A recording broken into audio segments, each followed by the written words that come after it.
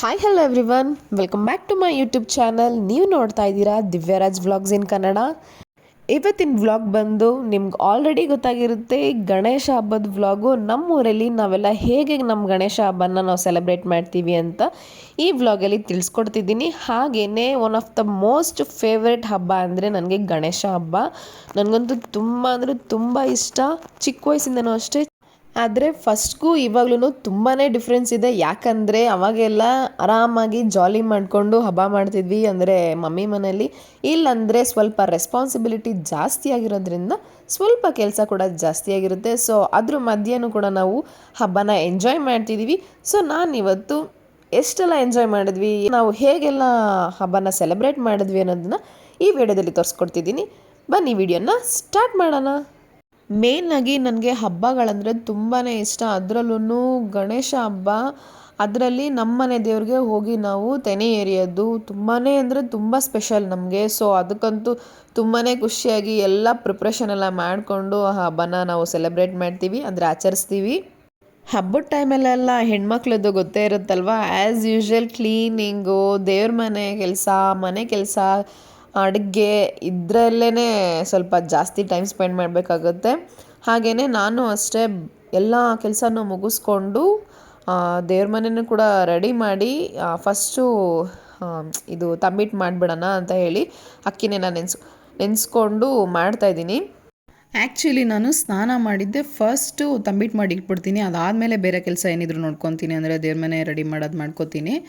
ಹಾಗೆಯೇ ಹಬ್ಬದ ಟೈಮಲ್ಲಿ ನಾವು ಎಷ್ಟೇ ಬೇಗ ಇದ್ರೂ ಎಲ್ಲ ಕೆಲಸ ಮುಗಿಸ್ಕೊಂಡು ಮಾಡೋಷ್ಟರಲ್ಲಿ ಟೈಮ್ ಆಗೇ ಹೋಗುತ್ತೆ, ಅದಂತೂ ಹೇಳಂಗೆ ಇಲ್ಲ. ತಂಬಿಟ್ಟೆಲ್ಲ ಮಾಡಿ ಇಟ್ಬಿಟ್ಟು ನಾನು ಫಸ್ಟ್ ರೆಡಿ ಆಗಿಬಿಡೋಣ ಅಂಥೇಳಿ ಫಸ್ಟು ನಾನು ರೆಡಿ ಆಗ್ತಾಯಿದ್ದೆ. ಪೂಜೆ ಎಲ್ಲ ಮಾಡಿ ಆಮೇಲೆ ರೆಡಿ ಆಗೋದಕ್ಕಿಂತ ಫಸ್ಟೇ ರೆಡಿ ಆಗಿಬಿಟ್ಟು ಪೂಜೆ ಮಾಡೋದೊಂಥರ ಚೆನ್ನಾಗಿರುತ್ತೆ ಅಂತೇಳಿ ಈ ಥರ ಮಾಡ್ತೀನಿ. ಡೈಲಿ ಏನು ರೆಡಿ ಆಗಲ್ಲ ಅಲ್ಲ, ಸೊ ಹಬ್ಬದ ಟೈಮಲ್ಲಾದರೂ ಸ್ವಲ್ಪನಾದರೂ ಸ್ಪೆಷಲ್ಲಾಗಿರ್ಬೇಕಂತ ಹೇಳಿ ರೆಡಿ ಆಗೋದಷ್ಟೇ. ಎಲ್ಲೂ ಆಚೆ ಎಲ್ಲ ಹೋಗೋವಂಥ ಪ್ಲ್ಯಾನೇನಿರಲ್ಲ. ಯಾಕಂದರೆ ಊರಲ್ಲೇ ಗಣೇಶ ಕುಣಿಸಿರ್ತಾರೆ. ಸೊ ಅಲ್ಲೇ ಸೆಲೆಬ್ರೇಷನ್ಸ್ಗಳು ನಡೀತಾ ಇರುತ್ತೆ, ಅಂದರೆ ಪೂಜೆಗಳು ನಡೀತಾ ಇರುತ್ತೆ. ಸೊ ಅದರಿಂದ ಆಚೆ ಎಲ್ಲ ಹೋಗಲ್ಲ. ಬಟ್ ಹಬ್ಬ ಅಂತ ಹೇಳಿ ಒಂದು ಸ್ಪೆಷಲ್ ಇರಲಿ ಅಂತೇಳಿ ರೆಡಿ ಆಗೋದಷ್ಟೇ. ನಮ್ಮ ಮನೇಲಿ ನನಗೆ ಕೊಂಡದ ಹಬ್ಬ ಅಂದರೆ ನಮ್ಮ ಊರ ಹಬ್ಬ ಒಂದು ಬಿಟ್ಟು ಇನ್ನೆಲ್ಲ ಹಬ್ಬದಲ್ಲೂ ಆರಾಮಾಗಿ ಪೀಸಾಗಿ ರೆಡಿ ಮಾಡಿಕೊಂಡು ಎಲ್ಲನೂ ಪೂಜೆಗೆಲ್ಲ ರೆಡಿ ಮಾಡ್ಕೊಂಡು ಕೂಲಾಗೇ ಇರ್ತೀನಿ. ಕೊಂಡದ ಹಬ್ಬದಲ್ಲಿ ಮಾತ್ರ ನನಗೆ ಸರಿಯಾಗಿ ರೆಡಿ ಆಗೋಕ್ಕಾಗಲ್ಲ. ಪ್ರಿಪ್ರೇಷನ್ ಮಾಡ್ಕೊಂಡಿದ್ರು ಅದನ್ನು ಎಕ್ಸಿಕ್ಯೂಟ್ ಆಗಲ್ಲ ನೀಟಾಗಿ, ಅದೊಂದೇ ಬೇಜಾರು ನನಗೆ ಆ ಹಬ್ಬದಲ್ಲಿ. ನಾನೇನೇನೋ ಅಂದ್ಕೊಂಡಿರ್ತೀನಿ, ಅದು ಹೇಗೇಗೋ ಎಕ್ಸಿಕ್ಯೂಟ್ ಆಗಿರುತ್ತೆ. ಸೊ ಅದೊಂದು ಹಬ್ಬ ಬಿಟ್ಟು ಇನ್ನೆಲ್ಲ ಹಬ್ಬದಲ್ಲೂ ಆರಾಮಾಗಿ ಫ್ರೀಯಾಗಿ ಬೇಗ ಎದ್ದೇ ಎಲ್ಲ ಮಾಡ್ಕೊಂಬಿಟ್ಟಿರ್ತೀನಲ್ವ, ಸೊ ಆರಾಮಾಗಿರ್ತೀನಿ. ಇವತ್ತು ಅಷ್ಟೇ ತುಂಬಾ ಟೈಮ್ ಇತ್ತು. ನಾನು ಪೂಜೆ ಮಾಡಾದ್ಮೇಲೂ ತುಂಬ ಹೊತ್ತು ಫ್ರೀಯಾಗೆ ಕೂತ್ಕೊಂಡಿದ್ವಿ. ಅಂದರೆ ನಾನು ನಮ್ಮ ಅತ್ತೆಗೆ ವೆಯ್ಟ್ ಮಾಡ್ತಾಯಿದ್ದೆ ತೆನೆ ಎರೆಯೋಕ್ಕೆ ಹೋಗೋಕ್ಕೆ. ಸೊ ಅವ್ರದ್ದು ಸ್ವಲ್ಪ ಲೇಟ್ ಆಯ್ತಲ್ವ, ಸೊ ಅವ್ರಿಗೆ ವೆಯ್ಟ್ ಮಾಡಿಕೊಂಡು ಕೂತಿದ್ವಿ ಅಷ್ಟೇ. ನನ್ನ ಮಗನ್ನ ಫಸ್ಟೇ ರೆಡಿ ಮಾಡಿ ಬಿಟ್ಬಿಡ್ತೀನಿ, ಯಾಕಂದರೆ ಅವನ್ನ ಫಸ್ಟ್ ರೆಡಿ ಮಾಡಿಬಿಟ್ರೆ ನಾನು ಆರಾಮಾಗಿ ರೆಡಿ ಆಗ್ಬೋದು ಅಂತೇಳಿ ಫಸ್ಟ್ ರೆಡಿ ಮಾಡ್ತೀನಿ. ನಾನು ರೆಡಿ ಆಗ್ತಿದ್ದಾಗ ನಮ್ಮ ಹಸ್ಬೆಂಡು ಸ್ನಾನ ಎಲ್ಲ ಮುಗಿಸ್ಕೊಂಡು ಬಂದು ಪೂಜೆ ಮಾಡ್ತಾರೆ. ಅವರೇನು ಅಷ್ಟೊಂದೆಲ್ಲ ಟೈಮ್ ತೊಗೊಳ್ಳಲ್ಲ ರೆಡಿ ಆಗೋದಕ್ಕೆ. ಸೊ ಅದಕ್ಕೆ ನಂದೆಲ್ಲ ಆದಮೇಲೆ ಅವರು ಸ್ನಾನ ಮಾಡ್ಕೊಬಂದು ಪೂಜೆ ಮಾಡ್ತಾರೆ. ಯಾಕಂದರೆ ಪಾಪ ಅವರು ಬೆಳಗ್ಗೆನೇ ಎದ್ದು ಹಾಲು ಕರೆದು ಮತ್ತು ಹಸುಗಳಿಗೆಲ್ಲ ತಿಂಡಿ ಇಟ್ಟು ಹುಲ್ಲು ತೊಗೊಂಬಂದು ಹುಲ್ಲು ಕಟ್ ಮಾಡಿ ಹಸುಗಳಿಗೆಲ್ಲ ಹಾಕಿ, ಸೊ ತುಂಬಾ ಕೆಲಸ ಇರುತ್ತೆ ಪಾಪ ಅವರಿಗೆ. ಇವಾಗಂತೂ ತುಂಬಾ ಬ್ಯುಸಿ ಆಗಿಬಿಟ್ಟಿದ್ದಾರೆ. ಸಂಜೆ ಮತ್ತು ಬೆಳಗ್ಗೆ ಅಂತೂ ತುಂಬ ಬ್ಯುಸಿ ಇರ್ತಾರೆ, ಒಂದು 3 ಅವರು. ಅದ್ರ ಮಧ್ಯೆ ಏನು ಟೈಮ್ ಇರುತ್ತೋ ಆವಾಗ್ಲೂ ಅವರು ಪಾಪ ಫ್ರೀನೇ ಇರಲ್ಲ. ಅವ್ರ ಕೆಲಸದಲ್ಲೂ ಕೂಡ ಅವ್ರು ಬ್ಯುಸಿ ಆಗಿಬಿಟ್ಟಿರ್ತಾರೆ. ಬ್ಯುಸಿ ಪರ್ಸನ್ ಅಂತಲೇ ಹೇಳ್ಬೋದು. ಸೊ ನಾನು ಅಷ್ಟಾಗೇನು ಡಿಸ್ಟರ್ಬ್ ಮಾಡೋಕ್ಕೋಗಲ್ಲ. ಸರಿ ಅಂತೇಳಿ ನಾನು ರೆಡಿ ಆಗ್ತಾಯಿದ್ದೀನಿ. ಆ್ಯಕ್ಚುಲಿ ತುಂಬ ಸ್ಪೆಷಲ್ ಏನಂದರೆ, ನನಗೆ ಈ ಬ್ಯಾಂಗಲ್ ಏನು ನಾನು ವೇರ್ ಮಾಡ್ತಾಯಿದ್ದೀನಿ, ಅದನ್ನು ನನಗೆ ನಮ್ಮ ಮಮ್ಮಿ ವರಮಹಾಲಕ್ಷ್ಮಿ ಹಬ್ಬದ ಟೈಮಲ್ಲಿ ಕೊಡಿಸಿದ್ದು. ನಾನು ದೇವ್ರಿಗೆ ಉಡ್ಸಿದ ಸೀರೆಗೆ ಮ್ಯಾಚಿಂಗ್ ಆಗಲಿ ಅಂತೇಳಿ ಕೊಡಿಸಿದ್ರು. ಬಟ್ ಈ ಸೀರೆಗೂ ಮ್ಯಾಚ್ ಆಗ್ತಿತ್ತು ಅಂತೇಳಿ ನಾನು ವೇರ್ ಮಾಡ್ತಾಯಿದ್ದೀನಿ. ಆ್ಯಕ್ಚುಲಿ ಸ್ಯಾರೀಸ್ಗೆಲ್ಲ ಕಾಂಟ್ರಾಸ್ಟ್ ಬ್ಯಾಂಗಲ್ಸ್ ಎಲ್ಲ ಹಾಕೋದು ಅಷ್ಟು ಚೆನ್ನಾಗಿ ಕಾಣಲ್ಲ. ಮ್ಯಾಚಿಂಗ್ ಬ್ಯಾಂಗಲ್ಸೇ ತುಂಬಾ ಚೆನ್ನಾಗಿರುತ್ತೆ, ಅದೇ ಒಂಥರ ಲಕ್ಷಣವಾಗಿರುತ್ತೆ. ಸೊ ಕಾಂಟ್ರಾಸ್ಟ್ ಎಲ್ಲ ನನಗೆ ಅಷ್ಟು ಇಷ್ಟ ಆಗಲ್ಲ. ಮಾಮೂಲಿ ಡ್ರೆಸ್ಸಸ್ಗೆಲ್ಲ ಬ್ಯಾಂಗಲ್ಸ್ ಎಲ್ಲ ಏನು ಯೂಸ್ ಮಾಡಲ್ಲ, ಸ್ಯಾರೀಸ್ಗಂತೂ ಕಂಪಲ್ಸರಿ ಯೂಸ್ ಮಾಡ್ತೀನಿ. ಸೊ ಮ್ಯಾಚಿಂಗ್ ಇದ್ದರೆ ಸ್ಯಾರೀಸಿಗೆ ಚೆನ್ನಾಗಿ ಕಾಣುತ್ತೆ ಅಂತೇಳಿ ಈ ಥರ ನಾನು ಹಾಕೋತಿದ್ದೀನಿ. ರೆಡಿ ಆಗೋದಂದರೆ ತುಂಬ ಓವರಾಗಿ ಮೇಕಪ್ಪು ಆ ಥರ ಎಲ್ಲ ಏನಿಲ್ಲ. ಜಸ್ಟು ಎಕ್ಸ್ಟ್ರಾ ಏನಂದರೆ ಒಂದು ಲಿಪ್ಸ್ಟಿಕ್ಕು ಒಂದು ಕಾಜಲ್ ಅಷ್ಟೇ ಆ್ಯಡ್ ಆಗಿರುತ್ತೆ. ಡೈಲಿ ಮನೆ ಹತ್ರ ಹೇಗಿರ್ತೀವೋ ಹಾಗೆ ಹೊಸ ಬಟ್ಟೆ ಸ್ವಲ್ಪ ಜುವೆಲ್ಸ್ ಆ ಥರ ಅಷ್ಟು ಬಿಟ್ಟರೆ ಇನ್ನೇನು ರೆಡಿ ಆಗೋದು ಅದರಲ್ಲೇ ಮುಳುಗೋಗಿರೋದು ಆ ಥರ ಎಲ್ಲ ಏನಿಲ್ಲ. ಒಂದು 5 ನಿಮಿಷ ಅಷ್ಟೇ ರೆಡಿ ಆಗಿಬಿಟ್ಟು ಹೊರಡೋದು ಪೂಜೆ ಮಾಡೋಕ್ಕೆ ಅಂತೇಳಿ ಹೊರಟೆ. ಗಣೇಶ ಹಬ್ಬದಲ್ಲೂ ಹೂವಿನ ರೇಟು ಸ್ವಲ್ಪ ಜಾಸ್ತಿನೇ ಆಗಿತ್ತು. ಸೊ ಅದರಿಂದ ಸ್ವಲ್ಪನೇ ತೊಗೊಬಂದು ಸಿಂಪಲಾಗೇ ನಾನು ದೇವರಿಗೆಲ್ಲ ಹಾಕಿ ರೆಡಿ ಮಾಡಿದ್ದೀನಿ. ಯಾಕಂದರೆ ನಾನು ಆವಾಗಲೇ ಹೇಳಿದಾಗೆ ಸ್ವಲ್ಪ ಹೂ ಕಾಸ್ಟ್ಲಿ ಇತ್ತಂತಲೇ ಹೇಳ್ಬೋದು. ನನಗೆ ಎಷ್ಟು ಸ್ಯಾಟಿಸ್ಫ್ಯಾಕ್ಷನ್ ಆಗುತ್ತೋ ಅಷ್ಟು ನಾನು ತೊಗೊಂಡೆ. ಆ್ಯಕ್ಚುಲಿ ನಾನು ಹೂವು ತೊಗೊಂಡಿಲ್ಲ. ಯಾಕಂದರೆ 1 ಮೊಳ ಬಂದು 100 ರುಪೀಸು. ಸೊ 100 ರುಪೀಸು ನಾವು ಸ್ವಲ್ಪ ಹೊತ್ತು ಮುಡ್ಕೊಂಡು ಅದನ್ನ ಹಾಳು ಮಾಡ್ತೀವಿ, ಬಿಸಾಡಿಬಿಡ್ತೀವಿ. ಸೊ ಅದಕ್ಕೋಸ್ಕರ 100 ರುಪೀಸ್ ವೇಸ್ಟ್ ಮಾಡೋದು ಬೇಡ ಅಂತ ನಿಜವಾಗ್ಲೂ ನನ್ನಲ್ಲಿ ಮಾರ್ಕೆಟಿಗೆ ನಾನೇ ಹೋಗಿದ್ದಿದ್ದು. ತುಂಬ ಯೋಚನೆ ಮಾಡಿನೇ ಬೇಡ 100 ರುಪೀಸ್ ಅದಕ್ಕೆ ಸ್ಪೆಂಡ್ ಮಾಡೋದು ಬೇಡ ಅಂತೇಳಿ ನಾನು ವಾಪಸ್ ಬಂದುಬಿಟ್ಟೆ. ನಾನು ಹೂ ತೊಗೊಂಡೇ ಇಲ್ಲ, ದೇವ್ರಿಗೆ ಮಾತ್ರ ತೊಗೊಂಡೆ. ಜಶು ಬಾಪ. ಯಾಕಂದರೆ ಅದು ಒಬ್ಬರು ಕಷ್ಟಪಟ್ಟು 100 ರೂಪಾಯಿ ದುಡಿತಾ ಇದ್ದಾರೆ. ಅದನ್ನು ನಾನು ಕಣ್ಣಾರೆ ನೋಡ್ತಾ ಇದ್ದೀನಿ, ನನ್ನ ಹಸ್ಬೆಂಡ್ ಎಷ್ಟು ಕಷ್ಟಪಡ್ತಾ ಇದ್ದಾರೆ ಅಂತ. ಸೊ ನನಗದೊಂಥರ ಫೀಲ್ ಆಯಿತು, ಬೇಡ ಅಂತ ಹೇಳಿ. ಆ್ಯಕ್ಚುಲಿ ಇದನ್ನು ನಾನು ವಾಯ್ಸ್ ಓವರ್ ಕೊಡುವಾಗಲೂ ನನಗೆ ಫೀಲ್ ಆಯಿತು. 100 ರೂಪಾಯಿನ ಇಲ್ಲಿ ಜಸ್ಟ್ ಒಂದು ಮೊಳಕ್ಕೋಸ್ಕರ ನಾನು ಸ್ಪೆಂಡ್ ಮಾಡಿದ್ರೆ ಯಾಕೋ ಅದು ನನಗೊಂಥರ ಫೀಲ್ ಆಗೋಕ್ಕೆ ಸ್ಟಾರ್ಟ್ ಆಗಿಬಿಡ್ತು. ಬೇಡ ಅಂತೇಳಿ ನಾನು ತೊಗೊಂಡಿಲ್ಲ. ದೇವ್ರಿಗೆ ಹಾಕಿದ್ರೆ ಸಾಕು, ಅದೇ ದೊಡ್ಡ ಸಮಾಧಾನ ಅಂತೇಳಿ ನಾನು ಬಂದುಬಿಟ್ಟೆ ಅಷ್ಟೇ ತೊಗೊಂಡು. ಹೂವುಗಳು ಮತ್ತು ಸ್ವಲ್ಪ ಮನೆಗೆ ಐಟಮ್ಸ್ ಅಂತ ಹೇಳಿ ನಾನು ಹಿಂದಿನ ದಿವಸ ಹೋಗಿದ್ದೆ ತೊಗೊಂಬರೋದಕ್ಕೆ. ಸೊ ಅದನ್ನೆಲ್ಲ ತೊಗೊಂಡು ಬಂದೆ.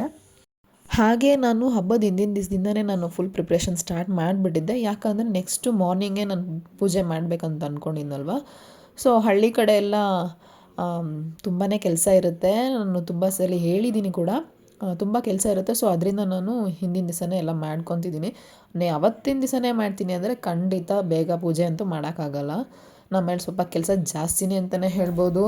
ಹಸು ಕಡೆ ಅದು ಕ್ಲೀನ್ ಮಾಡ್ಕೋಬೇಕು, ಮನೆಯೂ ಕ್ಲೀನ್ ಮಾಡ್ಕೋಬೇಕು, ಮನೆ ಮುಂದೆನೂ ಕ್ಲೀನ್ ಮಾಡಬೇಕು. ಸ್ವಲ್ಪ ಕೆಲಸ ಜಾಸ್ತಿ ಅಂತಲೇ ಹೇಳ್ಬೋದು. ಸ್ವಲ್ಪ ಒಬ್ಬಳೇ ಮಾಡ್ಕೊತೀನಲ್ವ. ಸೊ ಅದರಿಂದ ನನಗೆ ಸ್ವಲ್ಪ ರಿಸ್ಕ್ ಆಗುತ್ತೆ ಅಂತ ಹೇಳಿ ನಾನು ಹಿಂದಿನ ದಿವಸನೇ ಎಲ್ಲ ಮಾಡಿಕೊಂಡು ಬೆಳಗ್ಗೆನೇ ಬೇಗ ಎದ್ದು ಹಬ್ಬನ ಸ್ಟಾರ್ಟ್ ಮಾಡ್ತಾಯಿದ್ದೀನಿ. ಇವಾಗ ಪೂಜೆ ಮಾಡೋಣ ಅಂತೇಳಿ ಕೂತ್ಕೊಂಡೆ. ಆ್ಯಕ್ಚುಲಿ ನನ್ನ ಮಗ ಏನಂತಲೇ ಗೊತ್ತಿಲ್ಲ, ತುಂಬಾ ಸಪ್ಪಗಿದ್ದ. ಅವತ್ತಿನ ದಿವಸ ಬೆಳಗ್ಗೆ ರೆಡಿ ಮಾಡಿಬಿಟ್ಟಿದ್ದೆ. ಪೂಜೆ ಮಾಡೋಕ್ಕೂ ಅಷ್ಟಾಗಿ ಇಂಟ್ರೆಸ್ಟ್ ತೋರಿಸಿಲ್ಲ. ಇಷ್ಟು ದಿವಸ ಎಲ್ಲ ತುಂಬ ಚೆನ್ನಾಗಿ ಪೂಜೆ ಮಾಡೋಕೆ ನಿಂತ್ಕೊತಿದ್ದ. ಬಟ್ ಈ ಟೈಮಲ್ಲಿ ಏನೋ ಗೊತ್ತಿಲ್ಲ, ಸ್ವಲ್ಪ ಸಪ್ಪಗಿದ್ದ. ಸರಿ ಅಂತೇಳಿ ಅವನ ಪಾಡಿಗೆ ಬಿಟ್ಟು ನಾನು ಪೂಜೆನ ಸ್ಟಾರ್ಟ್ ಮಾಡಿಕೊಂಡೆ.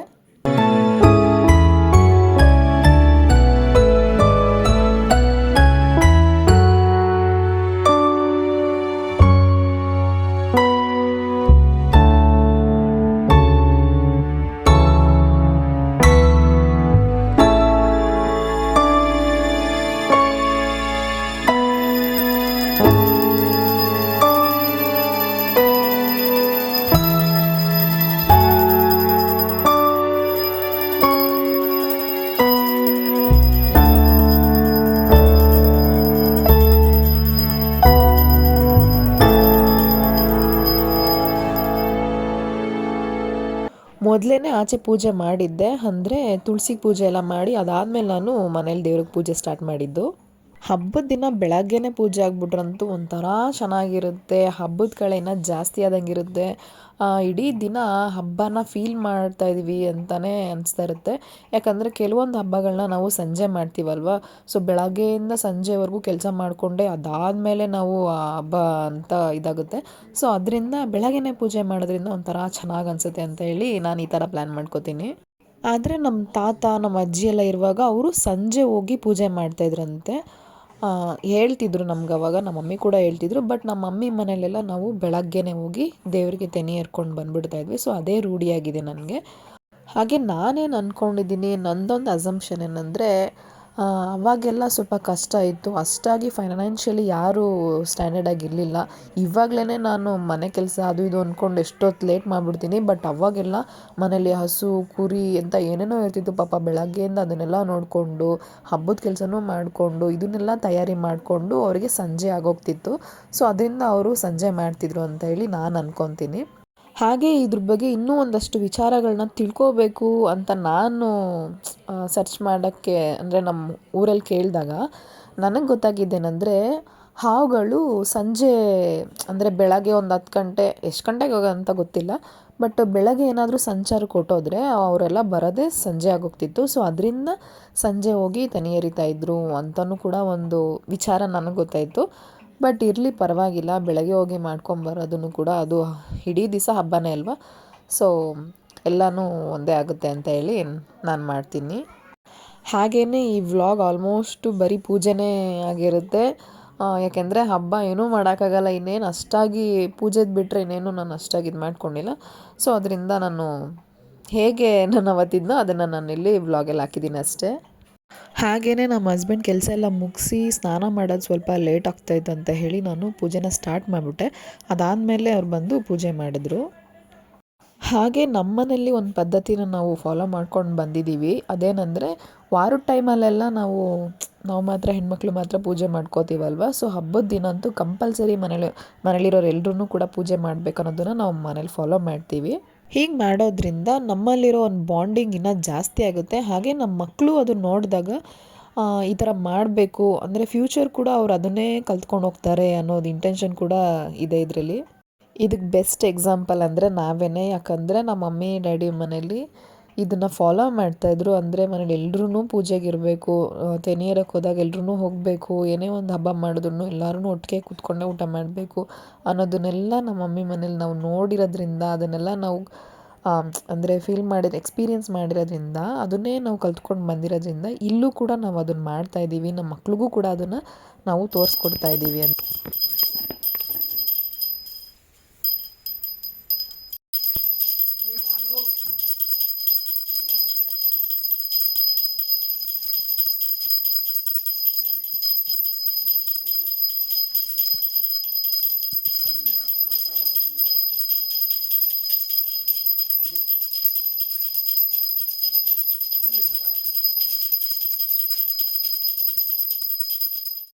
ಮನೇಲೆಲ್ಲ ಪೂಜೆ ಆದಮೇಲೆ ಸ್ವಲ್ಪ ಹೊತ್ತು ಕೂತಿದ್ದು, ಅದಾದಮೇಲೆ ನಾವು ದೇವಸ್ಥಾನಕ್ಕೆ ಹೋಗೋದಕ್ಕೆ ರೆಡಿ ಮಾಡ್ಕೊತೀವಿ. ಇಲ್ಲಿ ನಾನು ಏನಂದರೆ ಫಸ್ಟೇ ರೆಡಿ ಮಾಡ್ಕೊತಿದ್ದೀನಿ, ಯಾಕಂದರೆ ಅಲ್ಲಿ ಹೋದಾಗ ಮರ್ತೋಗ್ಬಿಡ್ತೀನಿ, ಏನಾದರೂ ಮಿಸ್ ಆಗಿಬಿಡುತ್ತೆ ಅನ್ನೋದಕ್ಕೋಸ್ಕರ ಫಸ್ಟೇ ಪ್ರತಿಯೊಂದನ್ನು ಮಿಸ್ ಮಾಡ್ದೇ ಎಲ್ಲನೂ ಎತ್ತಿಟ್ಕೊತಿದ್ದೀನಿ. ಅದಾದಮೇಲೆ ಹೊರಡೋಣ ಅಂತೇಳಿ ಹೊರಡೋ ಅಷ್ಟರಲ್ಲಿ ನಮ್ಮ ಅತ್ತೆ ಇನ್ನೂ ಬಂದಿರಲಿಲ್ಲ. ಸೊ ಅವ್ರಿಗೋಸ್ಕರ ಸ್ವಲ್ಪ ಹೊತ್ತು ವೆಯ್ಟ್ ಮಾಡ್ಕೊಂಡು ಕೂತ್ಕೊಂಡ್ವಿ. ಅದಾದಮೇಲೆ ನಮ್ಮ ಅತ್ತೆ ಕೂಡ ಬಂದರು. ಸರಿ ಅಂತೇಳಿ ನಮ್ಮ ಅತ್ತೆ ಜೊತೆ ನಾನು ಮತ್ತು ನಮ್ಮ ಮನೇಲಿ ಎಲ್ರೂ ಕೂಡ ಹೊರಟ್ವಿ. ಆ್ಯಕ್ಚುಲಿ ಎಲ್ಲ ರೆಡಿಯಾಗಿದೆ. ನಮ್ಮ ಅತ್ತೆಗೋಸ್ಕರ ವೆಯ್ಟ್ ಮಾಡ್ತಾ ಇದ್ದೀನಿ.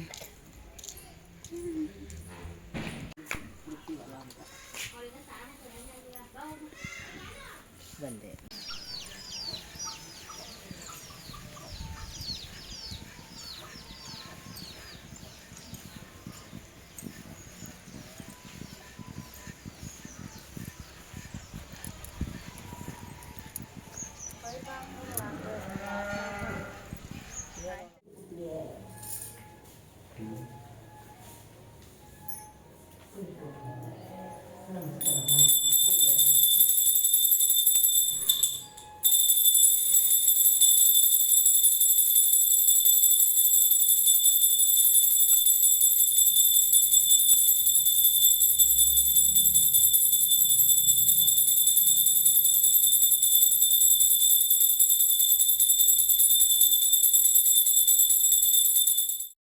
ದೇವಸ್ಥಾನದ ಹತ್ರ ಹೋದ್ಮೇಲೆ ನಾವೇ ಫಸ್ಟ್ ಹೋಗಿದ್ದರಿಂದ ಅಲ್ಲಿ ಯಾರೂ ಇನ್ನೂ ಮಾಡಿರಲಿಲ್ಲ. ಅಂದರೆ ಬಾಗಿಲೆಲ್ಲ ತೊಳೆದು ಅರ್ಶಿನ ಕುಂಕುಮ ಎಲ್ಲ ಏನೂ ಇಟ್ಟಿರಲಿಲ್ಲ ಹೊಸ್ಲಿಗೆ. ಸರಿ ಅಂತೇಳಿ ನಾನು ನಮ್ಮ ಅತ್ತೆ ಇಬ್ಬರು ಸೇರಿಕೊಂಡು ಅದನ್ನೆಲ್ಲ ಮಾಡಿ ದೇವ್ರಿಗೆ ಹೂವು ಎಲ್ಲ ಇಟ್ಟು ಪೂಜೆನ ಸ್ಟಾರ್ಟ್ ಮಾಡೋದ್ರಲ್ಲಿ ಸ್ವಲ್ಪ ಲೇಟ್ ಆಯಿತು. ಇರಲಿ ಪರವಾಗಿಲ್ಲ ಅಂತೇಳಿ ನಾವು ನಿಧಾನಕ್ಕೆ ಪೂಜೆ ಎಲ್ಲ ಸ್ಟಾರ್ಟ್ ಮಾಡಿಕೊಂಡು ಮಾಡಿದ್ವಿ. ನನಗೆ ಇಲ್ಲಿರೋ ದೇವ್ರು ಕಂಡ್ರೆ ಸ್ವಲ್ಪ ಭಯನೂ ಜಾಸ್ತಿನೇ, ಭಕ್ತಿನೂ ಜಾಸ್ತಿನೇ. ಯಾಕಂದರೆ ಒಂದಷ್ಟು ಘಟನೆಗಳು, ಒಂದಷ್ಟು ಇನ್ಸಿಡೆಂಟ್ನ ನಾನು ತಿಳ್ಕೊಂಡಿದ್ದೀನಿ. ಅದರಲ್ಲಿ ಒಂದು, ನಮ್ಮ ಮಮ್ಮಿ ನನ್ನ ತಮ್ಮಂದಿರಿಗೆ ಪ್ರೆಗ್ನೆಂಟ್ ಆಗಿದ್ದಾಗ ಹೀಗೇ ಈ ದೇವಸ್ಥಾನದ ಎದುರುಗಡೆನೇ ನಮ್ಮ ಅಜ್ಜಿ ಮನೆ ಇದ್ದಿದ್ದು. ಸೊ ಅಲ್ಲಿ ಓಡಾಡುವಾಗ ಹಾವು ಪಾಸಾಯ್ತಂತೆ. ಆ ಹಾವು ಹೇಗಿತ್ತಂದರೆ ತುಂಬ ಚಿಕ್ಕದಾಗಿ ಒಂಥರ ಎರೆಹುಳದ ಥರ ನಮ್ಮ ಮಮ್ಮಿ ಮುಂದೆ ಪಾಸಾಯ್ತಂತೆ. ಬಟ್ ಅದು ಮುಂದೆ ಹೋಗ್ತಾ ಹೋಗ್ತಾ ತುಂಬ ದೊಡ್ಡದಾಗಿ ಅದು ಹಾವು ಆ ಸೈಜು ತುಂಬ ದೊಡ್ಡದಾಯ್ತಂತೆ. ಸೊ ಅದನ್ನು ನಮ್ಮ ಮಮ್ಮಿ ನಮ್ಗೆ ಹೇಳಿದ್ದಾರೆ. ಅದನ್ನು ನೆನೆಸ್ಕೊಂಡಾಗ ಒಂಥರ ನನ್ನ ಮೈಯೆಲ್ಲ ಜುಮ್ ಅನ್ನುತ್ತೆ. ಸೊ ಇಲ್ಲಿ ಈ ದೇವ್ರು ಕಂಡ್ರೆ ಅದೊಂದು ಭಯ ಇದೆ ನನಗೆ. ಅಂದರೆ ಇಲ್ಲಿರೋ ದೇವರು ತುಂಬ ಸತ್ಯ ಅಂತ ಆ ಥರ ಒಂದು ಭಯ ಭಕ್ತಿ ಜಾಸ್ತಿನೇ ಅಂತಲೇ ಹೇಳ್ಬೋದು. ಹಾಗೆಯೇ ಈ ದೇವಸ್ಥಾನದ ಗೋಡೆ ಪಕ್ಕದಲ್ಲೇ ಒಂದು ಹೆಣ್ಣು ದೇವ್ರದ್ದು ಒಂದು ಮೂರ್ತಿ, ಅಂದರೆ ಒಂದು ಕಲ್ಲು ಥರನೇ ಇದೆ. ಅಲ್ಲಿ ಅದ್ರದ್ದು ಶಕ್ತಿ ಏನಂತ ನಾನು ಅಂದರೆ ಏನಂತ ಹೇಳ್ತಾರೆ, ಪರ್ಸ್ನಲ್ಲಾಗೇ ನಾನು ಅದನ್ನು ಎಕ್ಸ್ಪೀರಿಯೆನ್ಸ್ ಮಾಡಿಬಿಟ್ಟಿದ್ದೀನಿ. ಸಮ್ಮರ್ ಹಾಲಿಡೇಸ್ಗೆ ಅಂತ ನಮ್ಮ ಅಜ್ಜಿ ಮನೆಗೆ ನಾವು ವರ್ಷ ಕಂಪಲ್ಸರಿ ಬರ್ತಾನೆ ಇದ್ವಿ. ಹಾಗೆಯೇ ಚಿಕ್ಕ ವಯಸ್ಸು ಅಂದರೆ ತುಂಬ ಚಿಕ್ಕ ವಯಸ್ಸು ಅಂತ ಏನಿಲ್ಲ, ಒಂದಷ್ಟು ನಮಗೆ ಮೆಚುರಿಟಿ ಮೈಂಡ್ ಇತ್ತು. ಆ ಟೈಮಲ್ಲಿ ಒಂದಿನ ನಾವು ನೈಟು ಮಲ್ಕೊಳ್ಳೋದು ಲೇಟ್ ಆಗ್ತಾಯಿದ್ವಿ. ಯಾಕೆಂದರೆ ನಾವು ಮಕ್ಕಳೆಲ್ಲ, ನಮ್ಮ ಆಂಟಿ ಮಕ್ಕಳು, ನಾವು ಎಲ್ಲರೂ ಆಟ ಆಡಿಕೊಂಡು ಮಲ್ಕೊಳ್ಳೋದು ಸ್ವಲ್ಪ ಲೇಟ್ ಆಗ್ತಾಯಿತ್ತು. ಅದೇ ಟೈಮಲ್ಲಿ ಆಚೆಗಡೆ ಜಲ್ ಜಲ್ ಜಲ್ ಜಲ್ ಅಂತ ಕಂಟಿನ್ಯೂಸ್ ಆಗಿ ಸೌಂಡ್ ಬರೋಕ್ಕೆ ಸ್ಟಾರ್ಟ್ ಆಯಿತು. ನಾನು ಏನಾದರೂ ಒಂದು ವಿಷಯ ಇದ್ದರೆ ಅದನ್ನು ತುಂಬ ಡೀಪಾಗಿ ತಿಳ್ಕೊಳಕ್ಕಾಗಲಿ ಏನೋ ಒಂದು ಮಾಡೋಕ್ಕೆ ಹೋಗ್ತೀನಿ. ಹಾಗೆಯೇ ಮನೇಲೆಲ್ಲ ಮಕ್ಕಳು ಮಲಗಿದ್ದಾರೆ, ನಮ್ಮ ಅಜ್ಜಿ ಕೂಡ ಮಲಗಿದ್ದಾರೆ. ಅವ್ರು ಯಾರೂ ಅದ್ರ ಬಗ್ಗೆ ಟೆನ್ಷನ್ ತೊಗೊತಾ ಇಲ್ಲ. ಬಟ್ ನಾನು ತುಂಬ ಸ್ಪೆಸಿಫೈ ಮಾಡಿ ಅದನ್ನು ಕೇಳಿಸ್ಕೊಳ್ಳೋಕೆ ಟ್ರೈ ಮಾಡಿ ಕೇಳಿಸ್ಕೊತಾನೇ ಇದ್ದೀನಿ. ಅದೆಷ್ಟು ನೀಟಾಗಿ ಜಲ್ ಜಲ್ ಜಲ್ ಅಂತ. ನಿಜವಾಗ್ಲೂ ಅವಾಗ ಎಷ್ಟು ಭಯ, ಎಷ್ಟು ಮೈ ಜುಮ್ ಅನ್ನಿಸ್ತಿತ್ತಂದರೆ, ನನಗೆ ಮಾತ್ರನೇ ಈ ಥರ ಆಗ್ತಾಯಿದೆಯಾ ಅಂತ ನಮ್ಮ ಅಜ್ಜಿಗೂ ಇಬ್ಬರು ಸಲ ಕೇಳಿದ್ದೀನಿ. ಆಚೆ ಹೋಗೆಲ್ಲ ನಿಂತ್ಕೊಂಡು ಕೇಳಿಸ್ಕೊಂಡು ಬಂದಿದ್ದೀನಿ. ಬಟ್ ಅದು ಸೌಂಡಂತೂ ಎವ್ರಿ ನೈಟು ಒಂದು 3-4 ದಿವಸ ಅದೇ ಥರನೇ ಸೌಂಡ್ಸ್ ಬರ್ತಾಯಿತ್ತು. ಒಂದು ದಿವಸ ನಮ್ಮ ಅಜ್ಜಿಗೆ ನಾನು ಆಗಿಲ್ಲ ಹೇಳ್ಬಿಟ್ಟೆ, ಅಮ್ಮ ಈ ಥರ ನೈಟು ಡೈಲಿ ಈ ಥರ ಗೆಜ್ಜೆ ಸೌಂಡ್ ಬರ್ತಾನೆ ಇದೆ ಅಮ್ಮ ದೇವಸ್ಥಾನದ ಹತ್ರದಿಂದ ಅಂತ ಹೇಳಿದೆ. ಅದಾದಮೇಲೆ ಅಲ್ಲಿ ಹೋಗಿ ನಮ್ಮ ಅಜ್ಜಿ ನೋಡಿದ್ದಾರೆ. ಆ ಟೈಮಲ್ಲಿ ಗಲೀಜು ಬಟ್ಟೆನೆಲ್ಲ ಅಲ್ಲಿ ಹಾಕ್ಬಿಟ್ಟಿದ್ದಾರೆ. ಸೊ ಅದರಿಂದ ದೇವರು ನಮಗೆ ಸೂಚನೆ ಕೊಡ್ತಾ ಇದೆ, ಇದನ್ನು ಕ್ಲೀನ್ ಮಾಡಿ ಅಂತನೋ ಏನೋ ಸೂಚನೆ ಕೊಡ್ತಾಯಿದ್ದಾರೆ. ಸೊ ಅದಾದಮೇಲೆ ನಮ್ಮ ಅಜ್ಜಿ ಅದನ್ನೆಲ್ಲ ಕ್ಲೀನ್ ಮಾಡಿ ಅರಿಶಿನ ಕುಂಕುಮ ಎಲ್ಲ ಇಟ್ಟು ಪೂಜೆ ಮಾಡಿದ್ಮೇಲೆ ನೆಕ್ಸ್ಟ್ ಡೇಯಿಂದನೇ ಆ ಗೆಜ್ಜೆ ಸೌಂಡು ನಿಂತೋಯ್ತು. ಸೊ ಇದು ಪರ್ಸ್ನಲಾಗಿ ನಾನು ಎಕ್ಸ್ಪೀರಿಯೆನ್ಸ್ ಮಾಡಿದ್ದೀನಿ. ನಿಜವಾಗ್ಲೂ ದೇವರಿದ್ದೆ ಅನ್ನೋದನ್ನು ಆವಾಗಿಂದನೂ ಚಿಕ್ಕ ವಯಸ್ಸಿಂದನೂ ನಂಬಕ್ಕೆ ಸ್ಟಾರ್ಟ್ ಮಾಡಿದ್ದೆ ನಾನು. ಹಾಗೆಯೇ ಆ ಪೆಟ್ಟಿಯಲ್ಲಿರೋ ದೇವ್ರ ಸಾಮಾನೆಲ್ಲ ಹೆಣ್ಮಕ್ಳು ಮುಟ್ಟಬಾರ್ದು ಅಂತ ಇದೆ. ಸೊ ಅದರಿಂದ ನಾವು ಯಾರೂ ಮುಟ್ಟಕ್ಕೆ ಹೋಗಲ್ಲ. ಬರೀ ಜೆಂಟ್ಸ್ಗಳು ಮಾತ್ರನೇ ಅದೆಲ್ಲ ತೊಳೆದು ಎಲ್ಲ ಕ್ಲೀನ್ ಮಾಡ್ತಾರೆ. ಜಸ್ಟು ನಾವೆಲ್ಲ ಪೂಜೆ ಮಾಡ್ತೀವಿ ಅಷ್ಟೇ ಬಿಟ್ಟರೆ ಅದನ್ನು ಯಾವತ್ತೂ ಮುಟ್ಟೋದೆಲ್ಲ ಮಾಡೋಕ್ಕೆ ಹೋಗಿಲ್ಲ. ಹೆಣ್ಮಕ್ಳು ಮುಟ್ಟಲೂಬಾರ್ದು ಅಂತ ಕೂಡ ಅದು ಹೇಳ್ತಾರೆ. ನಮ್ಮ ಹಸ್ಬೆಂಡು ಮದುವೆ ಆಗೋಕ್ಕಿಂತ ಮುಂಚೆ, ಅಂದರೆ ತುಂಬ ಚಿಕ್ಕ ವಯಸ್ಸಿಂದನೇ ಡೈಲಿ ಸೋಮವಾರ ಶುಕ್ರವಾರ ಇಲ್ಲಿ ಬಂದು ಎಣ್ಣೆ ಎಲ್ಲ ಹಾಕಿ ದೀಪ ಎಲ್ಲ ಹಚ್ಚಿ ಪೂಜೆ ಮಾಡ್ತಾಯಿದ್ರಂತೆ. ಬಟ್ ಅವ್ರ ಕೆಲಸಕ್ಕೆ ಅಂತ ಬೆಂಗಳೂರಿಗೆ ಬಂದಮೇಲೆ ಅದನ್ನೆಲ್ಲ ಬಿಟ್ಟುಬಿಟ್ಟಿದ್ದಾರೆ. ಸೊ ಹಬ್ಬದ ಟೈಮಲ್ಲಂತೂ ನಾವು ಯುಗಾದಿ ಹಬ್ಬದಲ್ಲಿ, ಈ ಥರ ಗಣೇಶ ಹಬ್ಬದಲ್ಲೆಲ್ಲ ನಾವು ಹೋಗಿ ಪೂಜೆ ಮಾಡ್ಕೊಂಡು ಬಂದೇ ಬರ್ತೀವಿ, ಮಿಸ್ಸೇ ಮಾಡಲ್ಲ ಅದಂತೂ. ನಮ್ಮಮ್ಮಿ ಎಲ್ಲ ಮದುವೆ ಆಗದೇನೆ ಇನ್ನೂ ಊರಲ್ಲಿರೋ ಟೈಮಲ್ಲೆಲ್ಲ ಈ ಥರ ದೇವಸ್ಥಾನ ಎಲ್ಲ ಈ ಥರ ಕಟ್ಟಿರಲಿಲ್ಲ.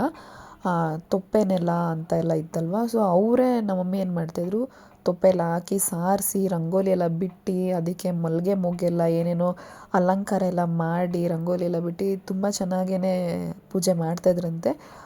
ಹೇಳ್ತಾರೆ, ನಾವೆಲ್ಲ ಏನು ಹೆಣ್ಮಕ್ಳು ಅಂತೆಲ್ಲ ಏನು ನೋಡ್ತಾಯಿರಲಿಲ್ಲ, ನಾವೆಲ್ಲ ಮಾಡ್ತಾಯಿದ್ವಿ ಅಂತ ಕೂಡ ನಮ್ಮ ಮಮ್ಮಿ ಹೇಳ್ತಾರೆ. ಹಾಗೆಯೇ ನಾನು ಊರಲ್ಲಿ, ಅಂದರೆ ನಮ್ಮ ಈ ಥರ ಸೊಸೆದಿರಾಗಿ ಬಂದಿರೋರು, ಅಜ್ಜಿದಿರು, ಅವರೆಲ್ಲ ಹೇಳಿರೋ ಹಾಗೆ ನಮ್ಮ ಮನೆ ದೇವರು ತುಂಬ ಸ್ಟ್ರಿಕ್ಟು, ತುಂಬ ಕಟ್ಟುನಿಟ್ಟಾಗೆ ಮಾಡಬೇಕು ಅಂತೆಲ್ಲ ಹೇಳ್ತಾರಲ್ವ. ಸೊ ಅದರಿಂದ ನನಗೆ ಸ್ವಲ್ಪ ಭಯ. ಸೊ ಅದಕ್ಕೆ ಅದು ಸಾಹಸ ಎಲ್ಲ ಮಾಡೋಕ್ಕೋಗಿಲ್ಲ. ಜಸ್ಟ್ ಏನು ಹೇಳ್ತಾರೋ ಅದಷ್ಟೇ ನಾನು ಪೂಜೆ ಮಾಡ್ಕೊಂಡು ಬರ್ತೀನಿ.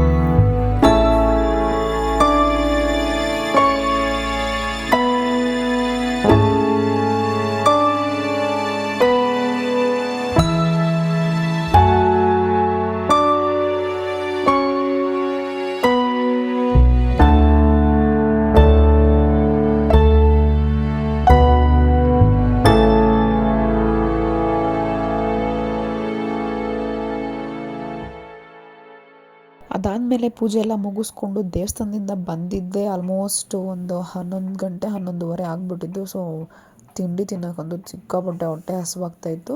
ಸರಿ ಅಂತೇಳಿ ಬೇಗ ಆಗೋದಂದರೆ ಈ ಥರ ಗೀ ರೈಸ್ ಮಾಡ್ಕೊಬಿಡೋದು, ಸ್ವಲ್ಪ ತರಕಾರಿ ಎಲ್ಲ ಹಾಕ್ಕೊಂಡು ಗೀ ರೈಸ್ ಮಾಡ್ಕೊಬಿಡೋಣ, ಅದಾದಮೇಲೆ ಬೇಕಂದರೆ ಹಬ್ಬದ ಅಡುಗೆ ಮಾಡೋಣ ಅಂತೇಳಿ ಸಿಂಪಲ್ಲಾಗಿ ಈ ಥರ ಮಾಡಿಕೊಂಡೆ. ಟಿಫನ್ ಆದಮೇಲೆ ಹಾಗೆ ಸ್ವಲ್ಪ ಹೊತ್ತು ರೆಸ್ಟ್ ಮಾಡಿ ಮಲ್ಕೊಂಡೆಲ್ಲ ಇಲ್ಲ, ಜಸ್ಟ್ ಹಾಗೆ ರೆಸ್ಟ್ ಮಾಡಿ ಸ್ವಲ್ಪ ಫೋಟೋಸು ಆ ಥರ ಎಲ್ಲ ತೊಗೊಂಡು ಆದಮೇಲೆ ಸಂಜೆ ಒಂದು 3 ಗಂಟೆ 4 ಗಂಟೆ ಹಂಗೆ ಕಡುಬು ಮಾಡೋಕ್ಕೆ ಅಂತ ಸ್ಟಾರ್ಟ್ ಮಾಡಿದೆ. ಯಾಕಂದರೆ ಗಣೇಶ ಹಬ್ಬದಲ್ಲಿ ಸ್ಪೆಷಾಲಿಟಿ ಅಂದ್ರೇ ಕಡುಬು ಕಾಯಲ್ಲಲ್ವ, ಸೊ ಅದನ್ನಂತೂ ಮಿಸ್ ಮಾಡದೆ ಮಾಡಬೇಕಂತೇಳಿ ಮಾಡ್ತಾಯಿದ್ದೀನಿ. ನನಗಂತೂ ತುಂಬ ಇಷ್ಟ.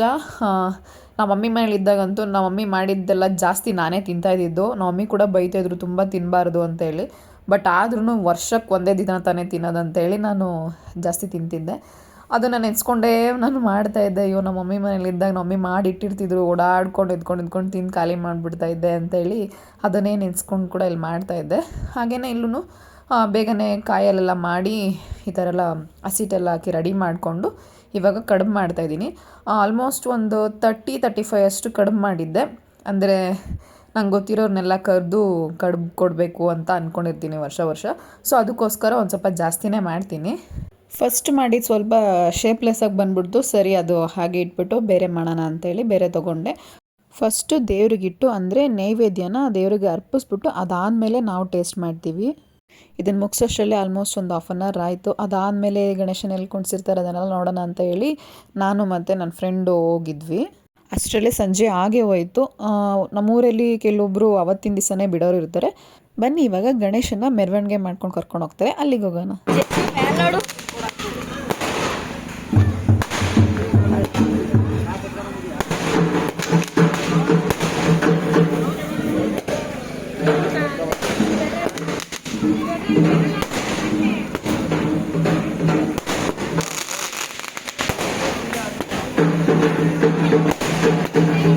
ಕೆಳಗಡೆ ಕರೆಕ್ಟ್ ಕೆಳಗಡೆದು.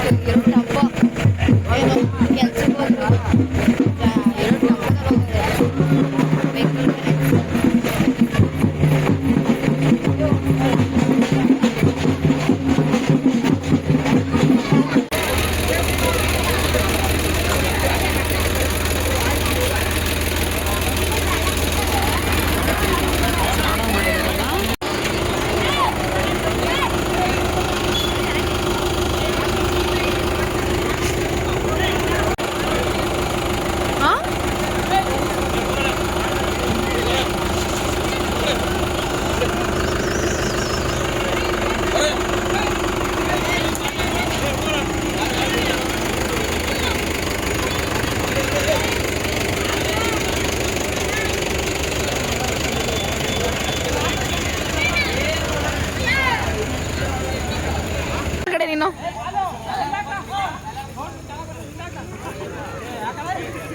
ಏನು ನಮ್ಮೂರು ಗಣೇಶ ಜನಗಳೇ ಜಾಸ್ತಿ ಇದ್ದಾರೆ.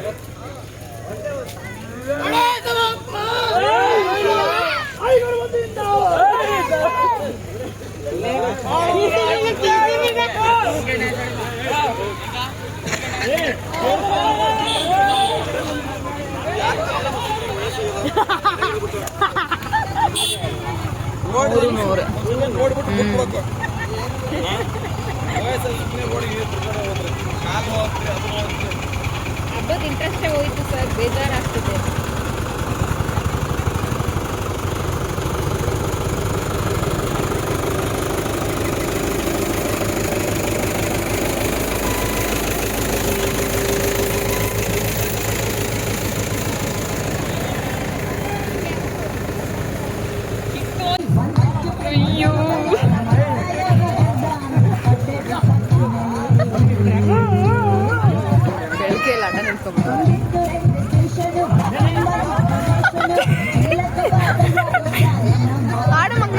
ಜೇಶು ಆಡು ಜೇಶು ಆಡು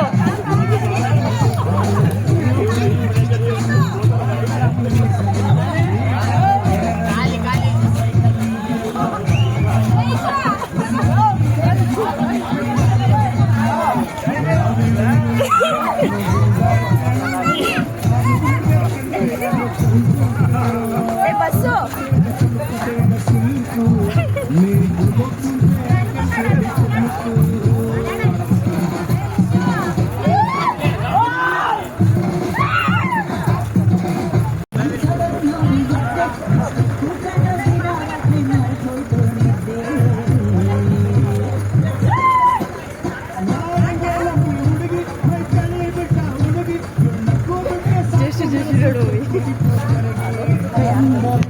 ಇದು ಬಾಯಿ ಬಾಯಿ ಅವ್ರದ್ದು.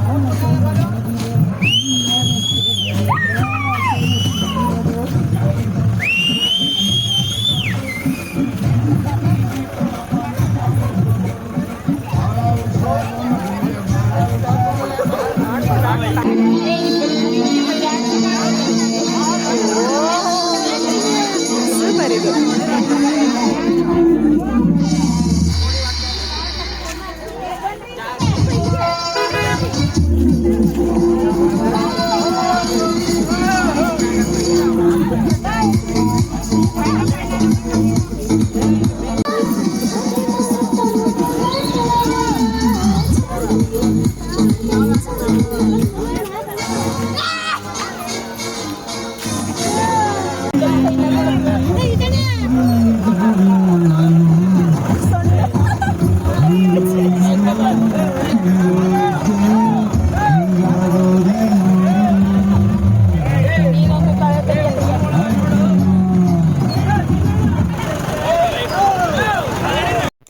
ಇದಾಗಿತ್ತು ನಮ್ಮ ಗಣೇಶ ಹಬ್ಬದ ವ್ಲಾಗ್.